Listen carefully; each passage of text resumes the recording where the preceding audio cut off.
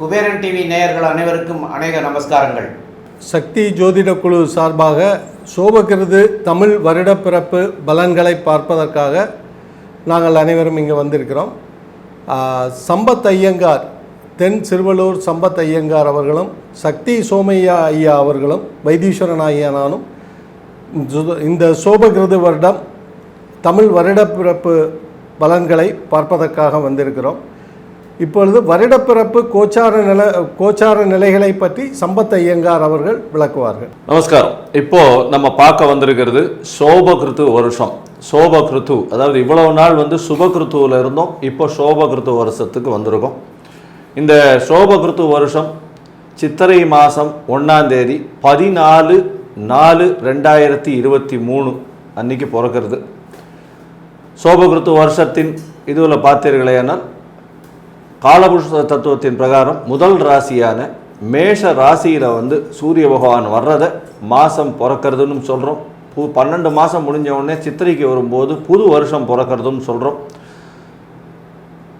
சௌரமான மாதங்கள் அப்படின்றது தான் நம்ம ஃபாலோ பண்ணுறது. அதாவது சூரியன் ஒரு ராசியிலிருந்து அடுத்த ராசிக்கு செல்லக்கூடியதை தான் நம்ம மாதம் பிறக்கிறதுன்னு வைக்கிறோம்.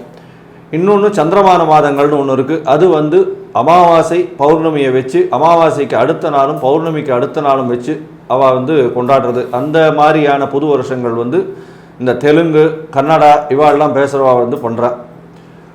நம்ம தமிழ்காரங்க அதை தவிர பஞ்சாப் இந்த மாதிரியான இடத்துல இருக்கிறவாள்லாம் சௌமான மாதத்தை கொண்டாடுறோம். அதாவது சூரியன் ஒரு ராசியிலிருந்து அடுத்த ராசிக்கு செல்லக்கூடியதை கொண்டாடுறோம். இப்போ 12 மாதம் முடிஞ்சு சித்திரை மாதம் பிறக்கிறது அப்படின்னா ஒரு வருஷம் முடிஞ்சு அடுத்த வருஷம் பிறக்கிறது சோபகிருத்து. இந்த வருஷம் சோபகிருத்து வருஷம் அப்படின்னு சொல்லக்கூடியது. இந்த வருஷத்தினுடைய கிரகங்கள் என்னென்ன இருக்குது பிறக்கும்போது அப்படின்னு பார்த்தீங்களேனா, மேஷ ராசியில் சூரிய பகவான், புத பகவான், ராகு பகவான் இருக்கா. ரிஷபத்தில் ஆட்சி பெற்ற சுக்கிர பகவானும், மிதுனத்தில் செவ்வாய் பகவானும், சப்தமம்னு சொல்லக்கூடிய துலாத்தில் கேத்து பகவானும், 11ஆம் இடம்னு சொல்லக்கூடிய கும்பத்தில் சனி பகவான் ஆட்சி பெற்றும், குரு பகவான் மீனத்திலையும் ஆட்சி பெற்றும் இந்த வருஷம் பிறக்கிறது. இந்த வருஷம் பிறக்கும் பொழுது ஸ்ரவண நட்சத்திரம், அதாவது இருக்கிற 27 நட்சத்திரத்தில் 2 நட்சத்திரங்கள் ரொம்பவும் வசதி. அதனால தான் அதுக்கு திரு அப்படின்ற ஒரு முன் அடைமொழி கொடுத்துருப்பாங்க. திரு ஓணம், திரு ஆதிரை, இந்த 2 நட்சத்திரமும் பார்த்தீர்களேயானால் இது ரெண்டுமே மிகப்பெரிய ஏற்றம் கொண்ட நட்சத்திரம். ஒன்று திருமாலுக்கும் மிக உயர்ந்த நட்சத்திரம், ஒன்று சிவபெருமானுக்கு உயர்ந்த நட்சத்திரம். ஆதிரை திரு ஆதிரை சிவபெருமானுக்கு உயர்ந்ததாகவும், திருவோணம் பெருமாளுக்கு உயர்ந்ததாகவும் கொள்ளக்கூடியது. இந்த நட்சத்திரத்தில் இந்த சோபகிருத்து வருஷம் பிறக்கிறது. இந்த வருஷம் பார்த்தீங்களேயானால் கிரக மாளிகா யோகம் ஆரம்பிக்கும் பொழுதே இருக்குது. ஏன்னா சந்திரன்லேருந்து அப்படியே வருஷப்படுத்தி பார்க்கும்பொழுது ஒரு பாதி மொத்தமே கிரகங்களால் சூழப்பட்டு இருக்கிறதுனால கிரக மாளிகா யோகம்னு சொல்லக்கூடியது இருக்குது. ஆட்சி பெற்ற சனி, குரு, சுக்கிரன் இந்த 3 பேரும் இருக்கா, ஆட்சி பெற்று போய் இருக்கா. செவ்வாயும் புதனும் பரிவர்த்தனை யோகம் அடைஞ்சிருக்கக்கூடிய காலகட்டம்.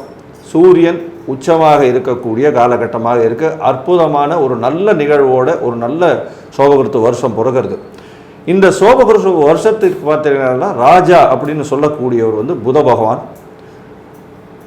மந்திரின்னு சொல்லக்கூடியவர் சுக்கிர பகவான், அதற்கப்புறம் தானியத்தின் அதிபதி அப்படின்னு சொல்லக்கூடியவர் சனி பகவான். ஏன் இந்த 3த்தையும் பார்க்குறோம் அப்படின்னா, மிச்ச எல்லாத்தையும் எடுக்கிறத விட இந்த 3த்தையும் ஏன் பார்க்குறோம் அப்படின்னா, எப்பொழுதுமே ஒரு கிங் ஆஃப் தி இது வேணும் கண்டிப்பாக. Who is heading the entire டீம்ன்றது அவர்களை வைத்து பலன் சொல்ல முடியும். அதனால் பார்த்தீர்களேயானால் இந்த வருஷமான சோபகிருத்து வருஷத்தில் ஐடி ஃபீல்டு, கம்யூனிகேஷன் ஃபீல்டு, அதை தவிர ட்ரேடிங் செக்மெண்ட்டு, அதை தவிர பார்த்தீர்களேயானால் சுக்கிர பகவான் மந்திரியாக இருக்கிறதுனால சுற்றுலாத்துறை, வெள்ளி இதெல்லாம் விளையாடக்கூடிய வாய்ப்பும், சுற்றுலாத்துறையில் ஒரு பெரிய ஏற்றம் வரக்கூடிய காலகட்டமும், வெளிநாடு இந்த மாதிரியான விஷயங்களில் ஒரு நல்ல ஒரு போக்கும், கணினி துறையில் ஒரு பெரிய ஏற்றம் வரக்கூடிய காலமும், நரம்பியல் துறையில் வரக்கூடிய காலகட்டமும், அதை தவிர வந்து அனலிட்டிக்கல் ஸ்கில், ஸ்டாட்டிஸ்டிக்ஸு இதெல்லாம் வந்து ஒரு பெரிய ஏற்றம் கிடைக்கக்கூடிய காலகட்டமாகவும்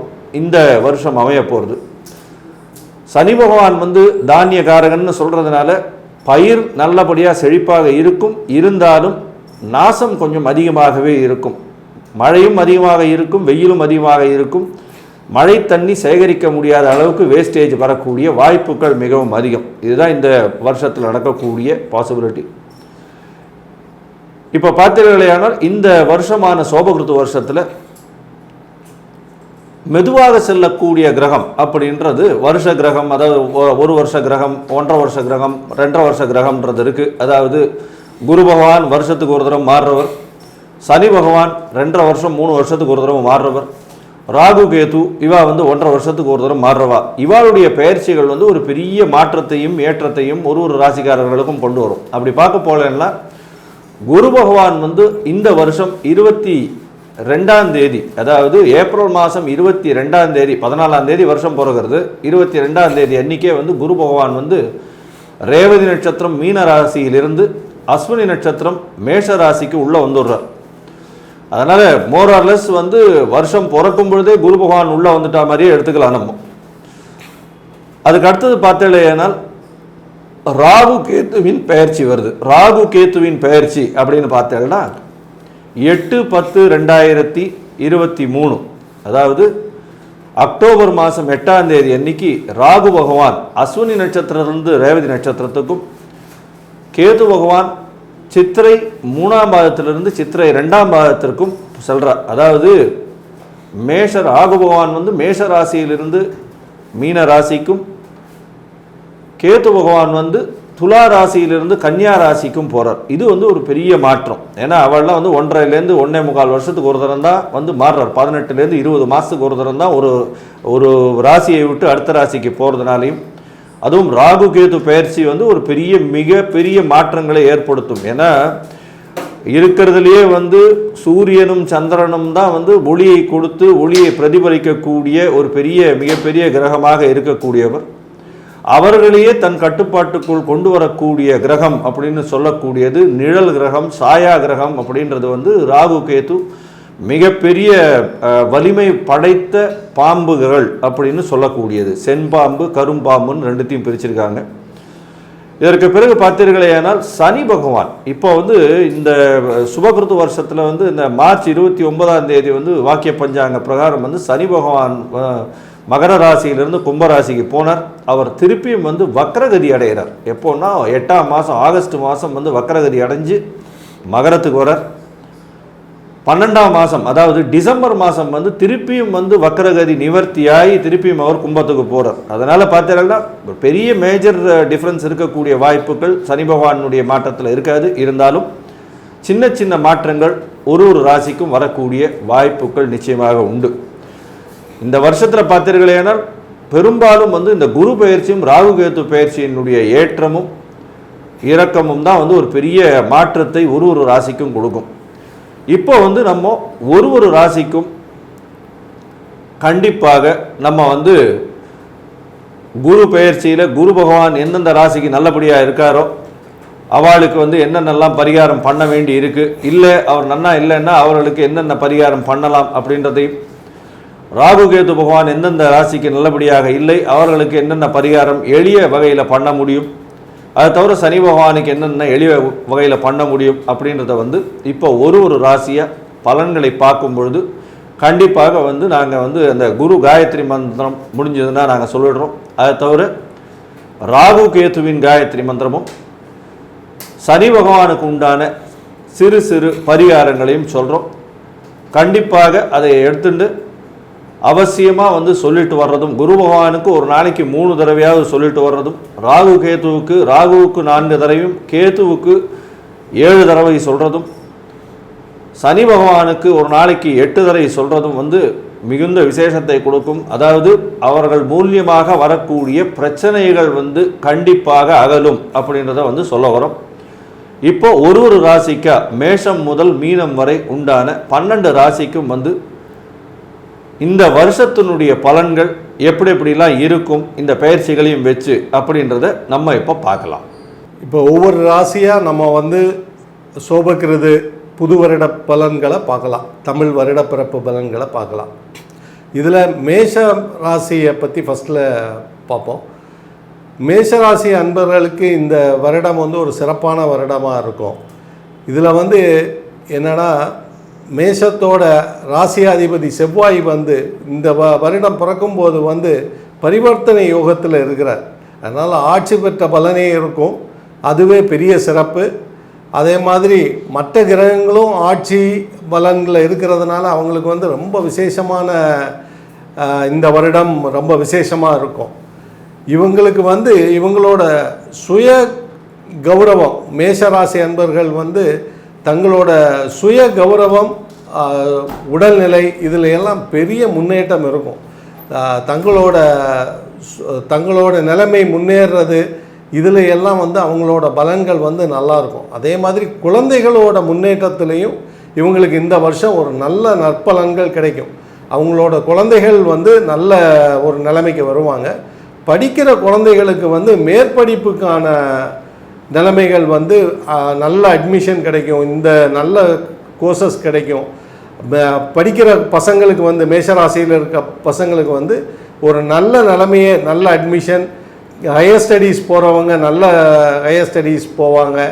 இந்த மாதிரி ஒரு நல்ல நிலைமையில் அவங்களோட இந்த மேஷராசி வந்து இந்த வருடம் பிறக்குது. அவங்களோட இந்த சோபகிருது வருடம் அவங்களுக்கு ஒரு மிக சிறப்பான வருடமாகவே அமைஞ்சிருக்குது. அதே மாதிரி அவங்களோட 2ஆம் அதிபதி ஆட்சியாக இருக்கிற காலத்தில் இந்த வருடம் பிறக்குது. அதனால் அவங்களுக்கு வந்து தன வரவுலையும் இந்த தடவை வந்து ஒரு நல்ல பெரிய பலன்களை அவங்கள எதிர்பார்க்கலாம். அதே மாதிரி திருமண வயதில் இருக்கிற மேஷராசி அன்பர்களுக்கு வந்து இந்த வருஷம் வந்து எப்படி அவங்களுக்கு திருமணம் கைகூடிடும், ஒரு நல்ல ஒரு நிலைமை இருக்குது. அதனால் இந்த வருட திருமணத்தை எதிர்பார்த்துருக்கிற அத்தனை பேரும் வந்து கொஞ்சம் முயற்சி பண்ணிங்கன்னா கண்டிப்பாக நல்ல ஒரு திருமண வாழ்க்கை அமையறதுக்கான வாய்ப்புகள் இருக்கும். மேற்பட்டு பலன்களை வந்து நம்ம கேஎஸ் ஐயங்காரை வந்து விளக்குவாங்க. ஐயா, அற்புதமாக சொன்னீங்க. இந்த வருஷம் ஆரம்பிக்கும் பொழுதே ஒரு 10 நாளைக்குள்ளே வந்து குரு பகவான் வந்து மாறிடுறார் ராசியிலேயே. எப்போவுமே வந்து பார்த்தாலேனால் குரு பகவான் இருக்கும் இடத்தையும் பார்க்கும் இடத்தையும் வந்து அதீத சுபத்துவப்படுத்துவார் அப்படின்றது ஜோதிட சாஸ்திரம். இதில் மேஷ ராசி அப்படின்னு சொல்லக்கூடிய அஸ்வினி பரணி கிருத்திகை இந்த 3 பாதங்களை கொண்ட 3 நட்சத்திரங்களையும் 9 பாதங்களையும் கொண்ட ராசியாக இருக்கக்கூடிய மேஷ ராசி, அந்த ராசிக்கு ராசியிலேயே வந்து குரு பகவான் இருந்து 9ஆம் அதிபதி ராசியிலேயே வந்து 5ஆம் இடத்தையும் பார்த்து 9ஆம் இடத்தையும் பார்த்து இந்த 3 திரிகோணத்தையும் வந்து சுபத்துவப்படுத்துறதன் மூலியமாகவும் இந்த மேஷராசிக்காரர்களுக்கு மிகவும் ஏற்றமான அதீத சுபத்துவம் கொண்ட இந்த வருஷம் அமைய போகுது. குரு பகவானுடைய பார்வை 5ஆம் இடத்துல வர்றதுனால கண்டிப்பாக பதவி, புகழ், அந்தஸ்து, கௌரவம் இதெல்லாம் வந்து ஒரு பெரிய ஏற்றத்தில் இருக்கும். ஏன்னா 9ஆம் அதிபதியே வந்து ராசியில் உட்காந்துட்டு ஆட்சி பெற்று போகிறார், நட்பு வீட்டில் போய் உட்காந்துருக்கார், ஆட்சி பெற்று போல நட்பு வீட்டில் போய் உட்காந்துருக்கார். அது வந்து ஒரு பெரிய ஏற்றத்தை கொடுக்கக்கூடிய காலகட்டமாக இருக்கும். இந்த காலகட்டத்தில் பார்த்தீர்களேனால் உங்களுக்கு வந்து திருமணத்திற்கு, ஐயா சொன்ன மாதிரி திருமணத்திற்கு கண்டிப்பாக பார்த்து கொண்டிருக்கும் இளைஞர்களுக்கு கண்டிப்பாக இந்த வருஷம், அதாவது இந்த சோபகிருத்து வருஷத்தில் நிச்சயமாக கல்யாணம் ஆகக்கூடிய வாய்ப்புகள் மிகவும் அதிகம். குழந்தைக்காக திருமணமான தம்பதியினருக்கு குழந்தைக்காக பார்த்து கொண்டிருப்பவர்களுக்கு இந்த வருஷம் வந்து கண்டிப்பாக குழந்தை பேர் இருக்கும். ஏன்னா 5ஆம் அதிபதி அப்படின்னு சொல்லக்கூடிய புத்திரகாரகன் அப்படின்னு சொல்லக்கூடிய குரு பகவானும் 5ஆம் அதிபதி அப்படின்னு சொல்லக்கூடிய புத்திர ஸ்தானாதிபதினு சொல்கிற சூரிய பகவானும் சூரியன் உச்சமாகி குரு பகவானோட சேர்ந்து இருக்கக்கூடிய காலகட்டத்தில் ஒரு பெரிய ஏற்றத்தோட இந்த நேரத்தில் வந்து இந்த மேஷராசிக்காரர்கள் திருமணமாகி குழந்தைகள் இல்லாமல் இருந்தார்களேயானால் அவர்கள் வந்து அருகில் இருக்கக்கூடிய மருத்துவரை அணுகி அதுக்குண்டான IVF அந்த மாதிரியான விஷயங்கள் பண்ணிக்கொள்வதன் மூலியமாக கண்டிப்பாக அவர்களுக்கு குழந்தை பாக்கியம் ஏற்படக்கூடிய வாய்ப்புகள் மிகவும் அதிகம் அப்படின்றத உறுதிபட சொல்கிறோம். இந்த வருஷம் கல்யாணமும் ஆகும், கண்டிப்பாக குழந்தை பேரும் ஏற்படக்கூடிய காலகட்டமாக இந்த மேஷராசிக்காரர்களுக்கு அமையிறது. அதாவது இது வந்து கோச்சார பலன்கள். மொத்தத்தில் உங்களுடைய தசாநாதன் புக்திநாதன் வந்து எந்த அளவுக்கு சரியாக இருக்கோ அதுக்கேற்ற மாதிரி இந்த கோச்சார பலன்களும் உங்களுக்கு கை கொடுத்து ஏற்றி விடும். அதனால் கண்டிப்பாக குழந்தை பிறக்கக்கூடிய வாய்ப்புகள் மிகவும் அதிகம். 12ஆம் அதிபதியே வந்து ராசியில் உட்கார்றது ஒரு பெரிய ஏற்றம். ஏன்னா உங்களுக்கு செலவுகள் எல்லாமே சுப செலவுகளாகவும் இருக்கும். அதை தவிர பார்த்தீர்களேனால் ராகு பகவானும் ராசியில் இருக்கிறதுனால அதீத சுபத்துவம் இருக்குது. ஏன்னா ராகு பகவான் கோதண்ட ராகுவாக இருக்கார். எல்லா திங்கிங்கும் பயங்கர ஹெவி திங்கிங்காக இருக்கும், அன்பிலீவபிள் திங்கிங்காக இருக்கும். ரொம்ப வந்து பிரம்மாண்டமான ஒரு நேர்மையான ஒரு ஏற்றமான ஒரு விஷயத்தை எல்லாத்தையுமே திங்க் பண்ணுவீங்க. இந்த மேஷராசிக்காரர்களுக்கு 2ஆம் இடத்துல வந்து சுக்கிர பகவான் ஆட்சி பெற்று போகிறதுனால கண்டிப்பாக குடும்பத்தில் மிகப்பெரிய ஏற்றம் இருக்கக்கூடிய காலகட்டமாக இருக்கும். குடும்பத்தில் நல்ல குதூகலமான நல்ல விஷயங்கள் எல்லாமே நடக்கக்கூடிய காலகட்டம். இந்த மேஷராசிக்காரர்களுக்கு 10ஆம் மாதத்துக்கு மேலே பார்த்தாலேனால், ஏன்னா ராகு கேது மாறிடுறார். 12ஆம் இடத்துல ராகுவும் 6ஆம் இடத்துல கேதுவும் இருக்கிறதுனால இந்த மேஷராசி குழந்தைகள், படிக்கும் குழந்தைகள் அத்தனை பேருக்கும் போட்டித் தேர்வில் 100% அவங்களுக்கு வந்து எல்லா போட்டியிலையும் வெற்றி பெறுவாங்க. உங்களுக்கு எதிரிகள் இல்லாத, எதிரிகள் அற்ற நிலை உருவாகும். ஏன்னா 6ஆம் இடம் 3, 6, 8, 11 இந்த மாதிரியான இடத்துலெல்லாம் வந்து கண்டிப்பாக வந்து அசுப கிரகங்கள், அதாவது அசுபர்கள் இருப்பது வந்து ஜோதிட சாஸ்திர பிரகாரம் மிகவும் நல்லது. ஏன்னா அந்த இடத்துலலாம் இருந்தாங்கன்னா அவங்க ரொம்ப ஆக்டிவாக இருப்பாங்க. அதனால் எதிரிகள் இருக்கவே முடியாது. உங்களை பொறுத்தவரையிலும் பார்த்தீர்களே, ஆனால் 6ஆம் இடத்துல வந்து கேது பகவான் போய் இருக்கிறது ஒரு பெரிய ஏற்றத்தை கொடுக்கும். எந்த மாதிரியான விஷயத்தையும் ரொம்ப அனலைஸ் பண்ணி அதன் மூலியமாக வெற்றி கொள்ளக்கூடிய வாய்ப்புகள் உங்களுக்கு நிச்சயம் வரும். வேலையில் பார்த்தீர்களேயானால் ஒரு பெரிய மாற்றம் இருக்கக்கூடிய வாய்ப்பு வரும். தொழிலில் பார்த்தீர்களேயானால் மிகப்பெரிய ஏற்றம் இருக்கக்கூடிய வாய்ப்பு வரும். ஏன்னா 10ஆம் அதிபதியே 11ஆம் இடத்துல போய் லாபத்தில் போய் உட்காந்துருக்கிறது. இவ்வளோ நாளாக நீங்கள் தொழிலில் ரொம்ப கஷ்டப்பட்டுருப்பீங்க. 10ஆம் இடத்துல சனி பகவான் இருக்கிறதுனால உங்களுக்கு கீழே வேலை செய்கிறவங்க மூலியமாக பெரிய பிரச்சனை இருந்து கொண்டே இருக்கும். தொழிலில் வந்து ஏற்றம் இருக்காது, இன்வெஸ்ட்மெண்ட் இருக்காது, பெரிய பிரச்சனைகள் இருந்து கொண்டே இருக்கும். இதற்கு பிறகு பார்த்தீர்களேனா கூட்டு தொழில் பண்ணுறவாளுக்கு மிகப்பெரிய ஏற்றம் இருக்கும். ஏன்னா சப்தமாதிபதி 2ஆம் இடத்துல வந்து ஆட்சி பெற்று போயிருக்கிறது, அதுவும் சுக்கிர பகவான் ஆட்சி பெற்று போயிருக்கிறது வந்து ஒரு பெரிய ஏற்றம். ஏன்னா சுக்கிர பகவான் ஆட்சி பெற்று போயிருக்கிறத வந்து பஞ்சமகா புருஷ யோகத்தில் மாளவிகா யோகம் அப்படின்னு சொல்லுவோம். அந்த யோகம் பெற்று இருக்கக்கூடிய காலகட்டத்தில் பார்த்தீர்களேனால் உங்களுக்கு வந்து இந்த வருஷம் பிறக்கிறதுனால மேஷராசிக்காரர்களுக்கு ஒரு பெரிய ஏற்றத்தையும் மாற்றத்தையும் இந்த வருஷம் கொடுக்க போகிறது. 12ஆம் இடத்துல ராகு பகவான் 12ஆம் இடத்துல இருக்கிறதுனால வெளியூர், வெளிமாநிலம், வெளிநாடு இந்த மாதிரியான விஷயங்கள் மூலியமாக ஒரு புது செய்திகள், நற்செய்தி வரும். இம்போர்ட் எக்ஸ்போர்ட் பிஸ்னஸ் பண்ணுறவங்க ஒரு நல்ல ஏற்றத்தை கொடுக்கக்கூடிய காலகட்டமாக இருக்கும். ஆயில் பிஸ்னஸ், மைனிங் பிஸ்னஸ், இதை தவிர வந்து டாக்டர், மருத்துவம், மருந்து சம்பந்தப்பட்ட தொழிலாளர்கள், இதை தவிர பார்த்தீர்களேயானால் இந்த கேட்ரிங் செய்யக்கூடியவர்கள், இவங்களுக்கெல்லாம் வந்து ஒரு பெரிய ஏற்றமான காலகட்டமாக இருக்கும். இந்த ஸ்டீல் விற்கிறவங்க, அதாவது ஸ்டீல்னால் அந்த இரும்பு சம்பந்தமான விற்பனை செய்யக்கூடியவர்கள் சொந்த தொழில் செய்வார்களே, ஆனால் அவர்களுக்கு ஒரு பெரிய ஏற்றம் இருக்கக்கூடிய காலகட்டமாக இருக்கும். இந்த வருஷம் பிறக்கும் பொழுதே 3 ராசியில் இருக்கக்கூடிய 2 பேரும் பரிவர்த்தனை அடைகிறதுனால எந்த முயற்சிகளும் வந்து உங்களுக்கு கண்டிப்பாக கைகூடும். கவலைப்படவே தேவையில்லை. இப்போ இந்த ராசியில் குரு பகவானும் ராகு கேதுவும் நல்ல ஒரு பயிற்சியாக இருக்குது, சனி பகவானும் நல்ல பயிற்சியாக இருக்குது. இந்த ராசியில் வந்து இந்த ராகுவின் பயிற்சி எந்த அளவுக்கு வந்து மேஷராசிக்கு இந்த வருஷம் இருக்கும் அப்படின்னு நம்ம ஐயா கிட்ட கேட்போம். ரொம்ப அற்புதமாக சொல்லிட்டீங்க. அந்த ராகு கேதுனுடைய பயிற்சி அப்படிங்கிறது வந்து இந்த வருஷம் 10வது மாதத்தில் 8ஆம் தேதி அன்னைக்கு வருது. 8-10 அன்னைக்கு வர்றாரு ராகு கேது பயிற்சிகள். அந்த 8-10க்கு அப்புறம் பார்த்திங்கன்னா ராகு வந்து மேஷத்தில் இருந்து மீனத்துக்கும், கேது வந்து துலாத்தில் இருந்து கன்னிக்கும் வந்துடுறார். அப்போது கேது 6ஆம் இடத்துக்கு வந்துடுறார்,